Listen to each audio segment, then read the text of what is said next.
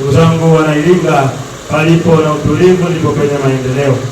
Nchi ikiwa tulivu, viongozi wanaweza kutupa sera za kimaendeleo na kutuletea maendeleo ya Tanzania, hata sisi wana Iringa.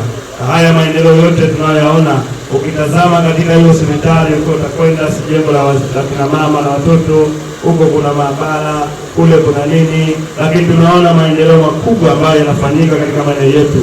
Haya yote ni matunda ya amani na utulivu katika nchi yetu. Kwa niombe sana tuendelee kulinda amani na utulivu ili tuendelee kupata maendeleo makubwa zaidi ya haya. Sasa tumeelekezana hapo ndani ile jengo liwekewe kinga haraka ndani ya mwezi mmoja. Mkurugenzi ametuahidi ndani ya mwezi mmoja tutaweka kinga pale, itatengenezwa pitch ili jengo letu libaki kuwa salama hata mvua ikinyesha, lakini jengo tunalihitaji sana libaki kuwa salama.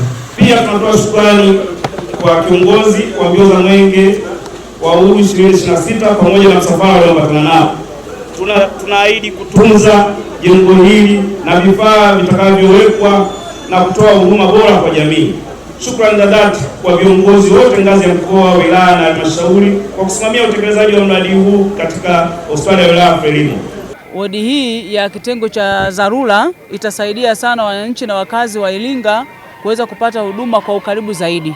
Wa jengo la dharura ni kweli ni muhimu, na ukiangalia sisi halmashauri ya manispaa ya Iringa tulikuwa tuna changamoto nyingi hasa ya vifo vya mama na mtoto.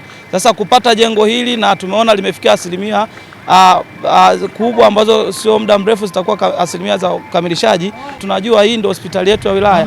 Sasa kuwepo kwa hili jengo pia tutapunguza msongamano mkubwa ambayo wananchi wengi walikuwa wanajihusisha na walikuwa wanaenda kutibiwa kwenye hospitali yetu ya rufaa.